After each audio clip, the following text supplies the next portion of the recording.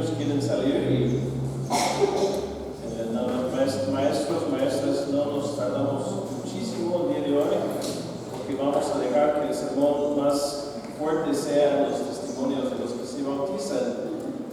Días así siempre me agradan muchísimo, porque en días así podemos escuchar los testimonios de cómo Jesús llegó a la vida de cada persona, ¿no? Y nos recuerda muy bien que Jesús y el poder del Evangelio sigue salvando vidas, sigue rescatando vidas de una vida pues perdida y llevando ese amor de Dios a los corazones de los hermanos. Hoy podemos ser testigos de cómo Jesús, a través de su Espíritu y a través de la predicación de la palabra de Dios, llega a ser conocido por varias personas, jóvenes, adultos, hombres, mujeres, hasta un niño. Bueno, no sé si es un niño o es un joven, no sé. Pero también está aquí con nosotros el día de hoy. Y como el ángel le dijo a María en Mateo 1:21, dará a luz a un hijo y le pondrás por nombre Jesús. ¿Por qué? Porque él salvará a su pueblo de sus pecados. El nombre de Jesús significa eso, ¿verdad? Dios salva. Qué bueno que tenemos un Salvador. Qué bueno que podemos ser rescatados de nuestra vana manera de vivir. Estamos tomando un descanso de nuestra serie cenando, comiendo, compartiendo la mesa con Jesús, para ver un pasaje más relacionado con el bautismo el día de hoy. Espero que tengan su hojita, eso nos ayuda a seguir el texto, y vamos a buscar Hechos 16, y vamos a empezar con el versículo 16.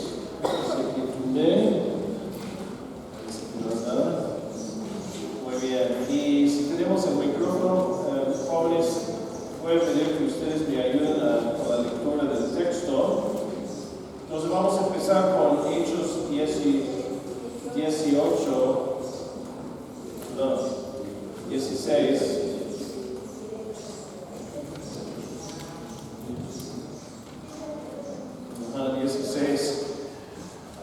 Versículo 16. Entonces, si alguien nos hace el favor, chicos, a leer del 16 al 18, por favor.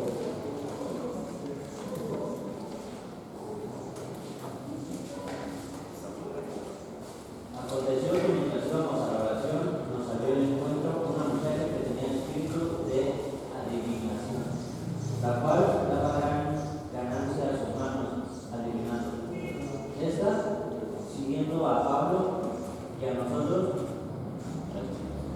daba voces diciendo: estos hombres son siervos de Dios Altísimo, quienes os anuncian el camino de salvación. Y esto lo hacía por muchos días, mas desagradando a Pablo, este se volvió y dijo al Espíritu: te mando en nombre de Jesucristo, que salgas de ella. Y salió en aquella misma hora. Ok, muy bien, aquí vemos a Pablo que está predicando, está ministrando en Filipos, y anda detrás de él una molestia, ¿verdad? Una señorita que está gritando: estos hombres son siervos del Dios Altísimo, y les anuncian el camino de salvación. Bueno, decía la verdad, pero era de una fuente no tan buena, porque esta señorita tenía un demonio. De hecho, dice aquí en el texto, el espíritu de adivinación, que viene de la palabra griega Apollo Pithinius, que significa pitón, o sea, significa serpiente. El término griego para adivinación es pitona, o una serpiente, y entre todas las otras referencias de posesión demoníaca, este es el único espíritu que se nombra en el libro de los Hechos, y es la única vez que hay referencia a este espíritu maligno en particular. Y está usado aquí porque pitón era asociado con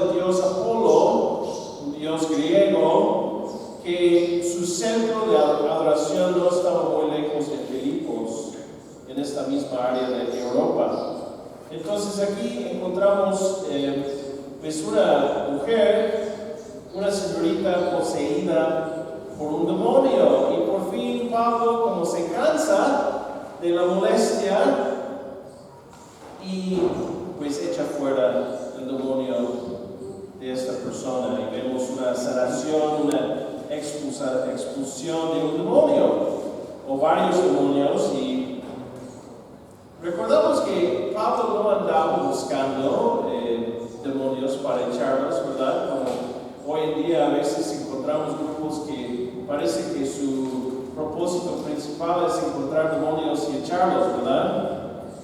De hecho, parece que Pablo, como evitaba hacerlo, evitaba una confrontación, pero por fin se cansa y lo confronta y lo expulsa.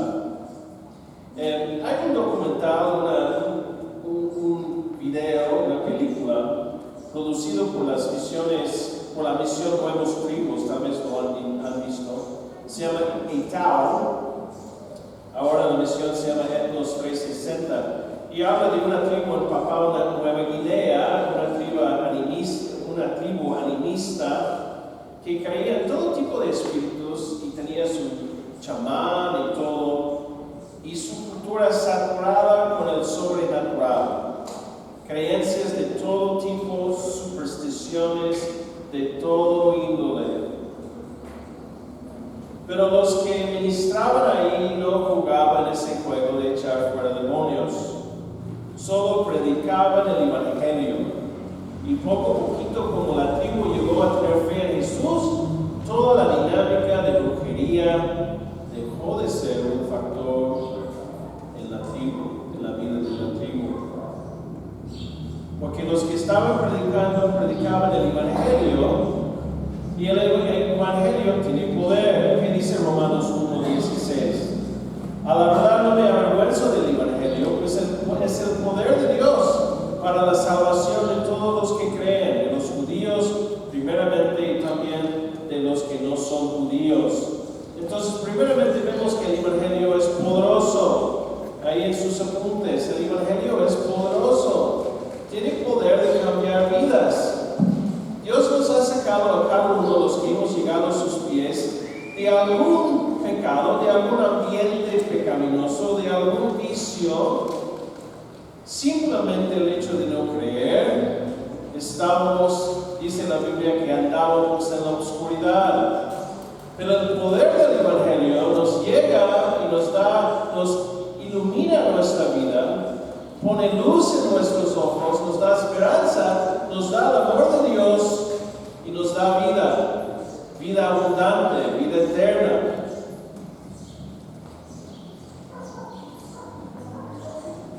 Jesús, la misión que nos da principalmente es predicar el evangelio, ser discípulos y hacer discípulos. ¿Cómo podemos hacer discípulos? ¿Cómo podemos ser un discípulo? Bueno, recordamos Mateo 28, del 19 al 20, dice, bautizándolos, es el primer paso, un paso que vamos a hacer testimonios el día de hoy, y también enseñándoles que obedezcamos todo lo que nos ha dejado Jesús.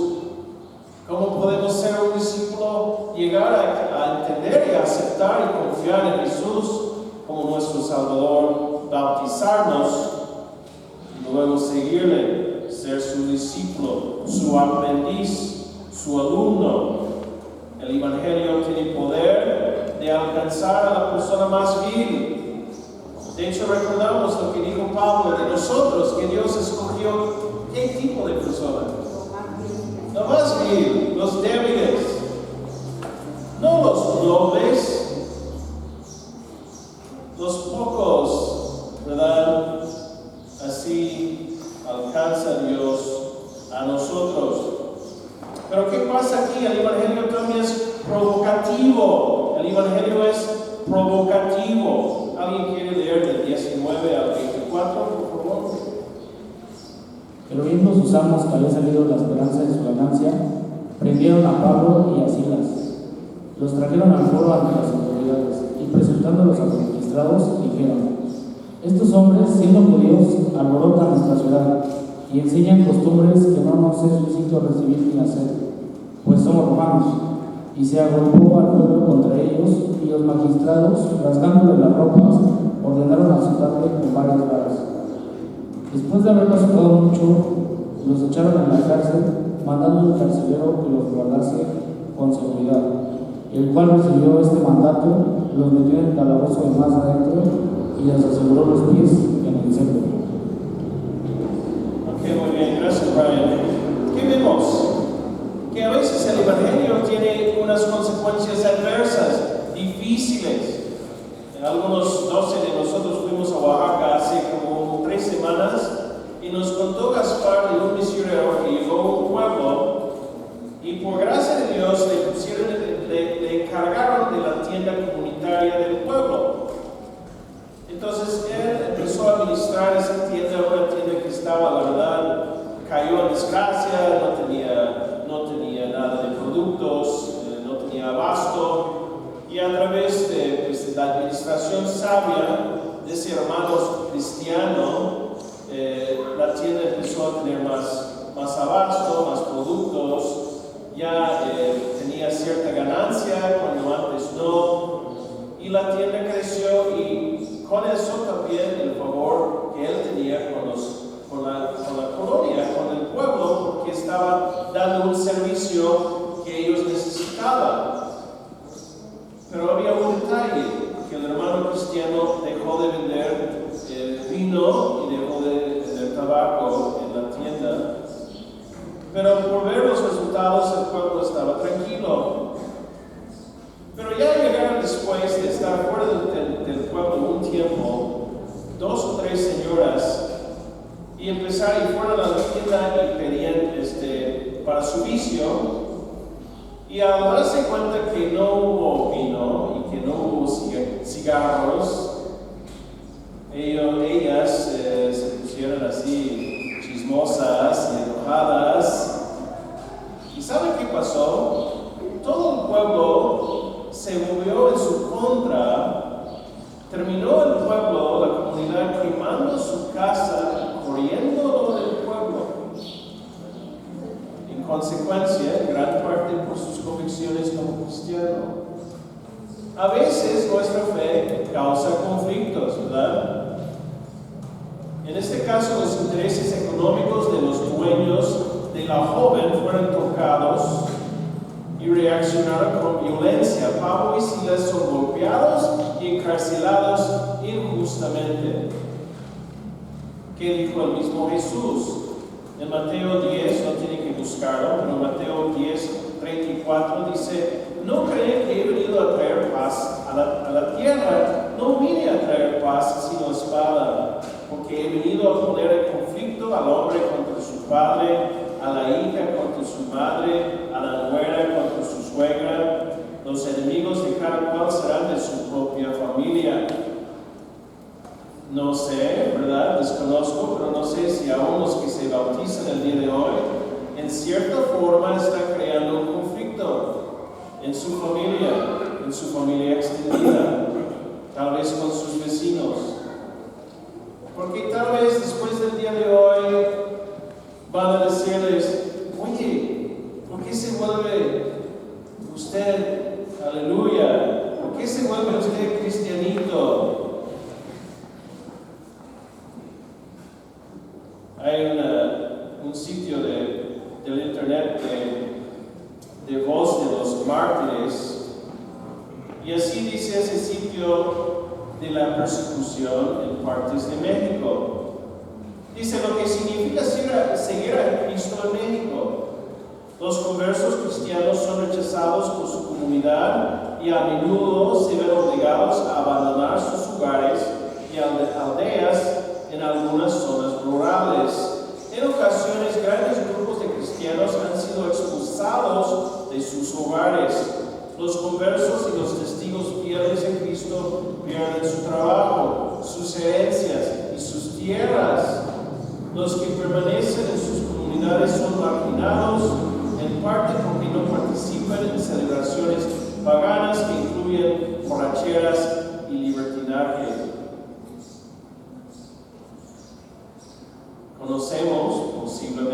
casos así.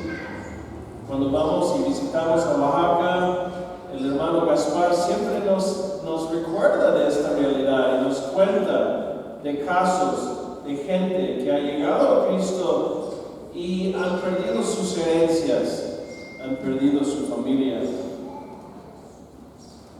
El Evangelio es poderoso, pero también a veces trae consecuencias inesperadas. ¿Por qué? Porque el enemigo de nuestras almas no le gusta que alguien llegue a hincar, doblar la rodilla ante Cristo y llamarle Señor y Salvador. También el Evangelio produce paz. 25, aún en medio de la cárcel, a eso de la medianoche, Pablo y Silas se pusieron a orar y a cantar himnos a Dios, y los otros presos los escuchaban. Imagínense, golpeados, ¿qué harían ustedes? Golpeados, puestos aquí en la cárcel, te tratan mal, te dicen nombres feos, te patean, te esculpan.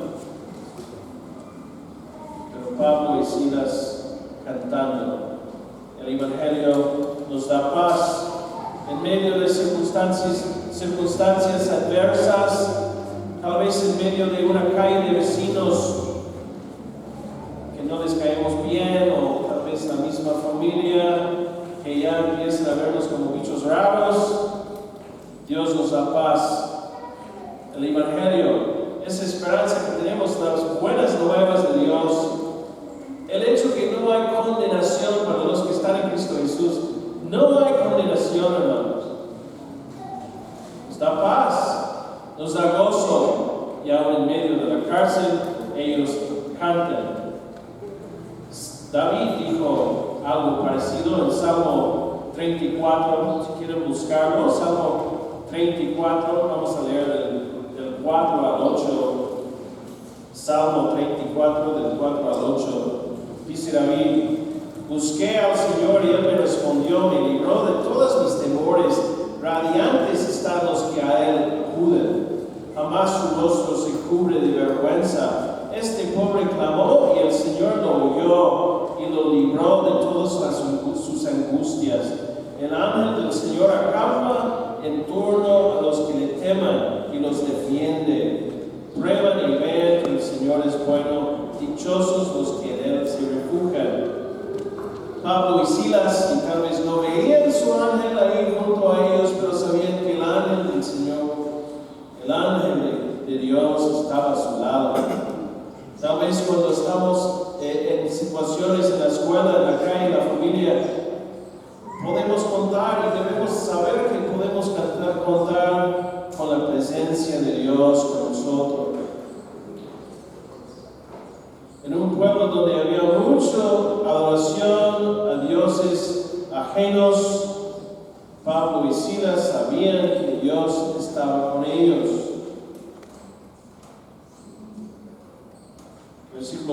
Versículos del 26 al 29, si alguien me por favor de leerlo.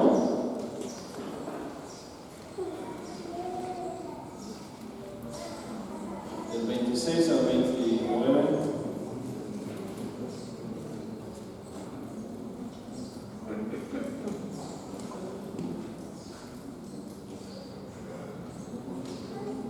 Alguien que se llama Fernando.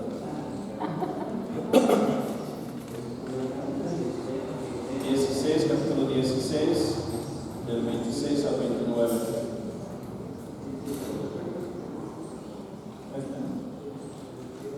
Entonces sobrevino de repente un gran terremoto, de tal manera de que los cimientos de la cárcel se sacudieron, y al instante se abrieron todas las puertas y las cadenas de todos se soltaron. Despertando el carcelero y viendo abiertas las puertas de la cárcel, sacó de la espada y se iba a matar, pensando que los presos habían huido. Mas Pablo clamó a gran voz, diciendo: no te hagas ningún mal, pues todos estamos aquí. Ok, muy bien. Y vemos que el carcelero piensa que le van a matar, porque se escapen los presos. Luego los sacó y les preguntó: señores, ¿qué tengo que hacer para ser salvo? Ese carcelero, primeramente mete gente y empiezan a cantar y orar. Qué raro. Luego un terremoto. Entonces Dios está llamando la atención de ese hombre, ¿no? ¿Y qué es la respuesta? 31. Cree en el Señor Jesús, así tú y tu familia serán salvos, contestaron. Luego expusieron la palabra del Señor a él y a todos los demás que estaban en su casa. A esas horas de la noche el carcelero se los llevó y lavó las heridas. Enseguida fueron bautizados él y toda su familia. El carcelero los llevó a su casa, les sirvió comida y se alegró mucho junto con toda su familia por haber creído en Dios. El Evangelio es personal. El Evangelio es personal. Dios no tiene nietos. Tenemos que llegar cada persona a sus pies. En este caso el carcelero, y en este caso cada miembro de su familia. Y aunque aquí dice toda la familia se salvó, bueno, es porque cada persona de la familia entendió el Evangelio y puso su fe en Jesús. El Evangelio es personal. Van a escuchar los testimonios de 9 personas el día de hoy y van a darse cuenta que cada uno llegó a conocer, primeramente escuchar el Evangelio y luego sentir la necesidad de Dios en sus vidas y por fin poner su fe en Él de una forma distinta. Cada uno.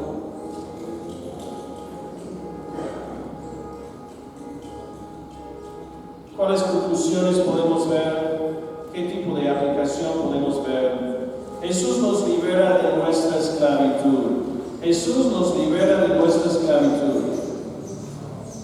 Hay muchos tipos de esclavitud, ¿verdad? Jesús dice en Juan 8, les aseguro que todo el que peca es esclavo del pecado. ¿Alguien aquí peca? Todos. Dice Jesús, todos somos esclavos al pecado. Ahora bien, el esclavo no se queda para siempre en la familia, pero el hijo sí se queda en ella para siempre. Así que si el hijo los libera, si yo los libera, dice Jesús, serán ustedes verdaderamente libres. ¿Qué tipo de esclavitud tal vez tenemos? Tal vez son creencias equivocadas de nuestra familia. Una fe basada más en rituales o obras que una relación viva con Dios. Tal vez tenemos una imagen de un Dios castigador, no de un Padre amoroso. Puede ser que tengamos sentimientos de culpa y vergüenza, que arrastramos heridas del pasado, abuso, abandono, traición. Tal vez nos sentimos sucios, inútiles, no merecedores del amor de Dios. Tenemos una culpa constante que no nos permite experimentar el perdón de Cristo. Tal vez eso es nuestra esclavitud. O tal vez tenemos adicciones, drogas, pornografía, redes sociales, somos adictos a algo que no nos permite ver a Dios, que buscamos aliviar ese dolor o llenar un vacío con placeres temporales. Y vamos buscando y hacemos esto o aquello, pero nada nos satisface. Es otro tipo de esclavitud. Tal vez tenemos lealtades tóxicas, falta de perdón en el hogar o ciclos de violencia en nuestra casa.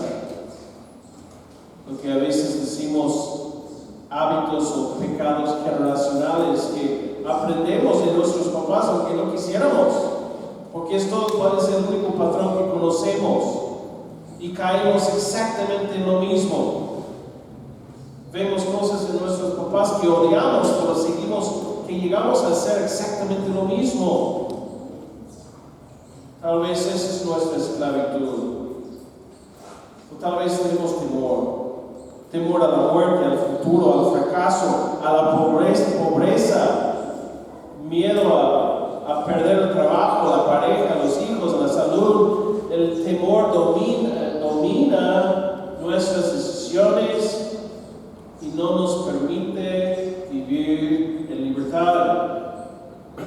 Y las buenas nuevas del Evangelio nos dice que Cristo, siendo Hijo de Dios, llegando por fe a la cruz, entendiendo la salvación que Cristo ofrece, Él nos hace libres. Libres. Como la señorita ya librada del demonio, como el carcelero librado de esa carga de conciencia que tenía.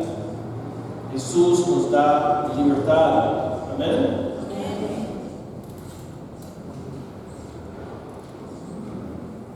Tal vez nuestra esclavitud es el materialismo, que siempre buscamos más y más y más sin descanso, comparándonos con los demás. Tal vez nuestra esclavitud es heridas profundas sin sanar, tanto personales como históricas, injusticias en nuestro pasado, odio acumulado hacia personas, grupos. ¿Tenemos odio? Es una esclavitud. Tenemos amargura, es una esclavitud que nos consume y nos impide recibir la gracia de Dios. ¿Qué cantamos? La gracia de Dios es más grande, que limpia nuestra culpabilidad. La gracia de Dios es más poderoso. Romanos 6, 6 y 7 dice: sabemos que nuestra vieja naturaleza fue crucificada con Él, para que nuestro cuerpo pecaminoso perdiera su poder, de modo que ya no siguiéramos siendo esclavos del pecado, porque el que muere queda librado del pecado.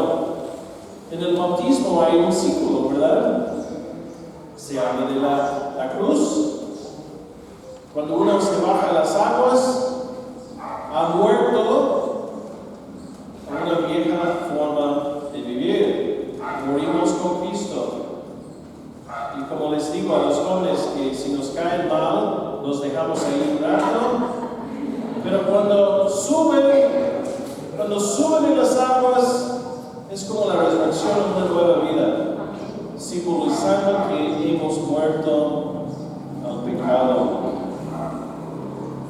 Por fin vemos la importancia del bautismo. Después de escuchar el Evangelio, el carcelero y su familia creen y son bautizados esa misma noche, probablemente alrededor de la 1 o las 2 de la mañana.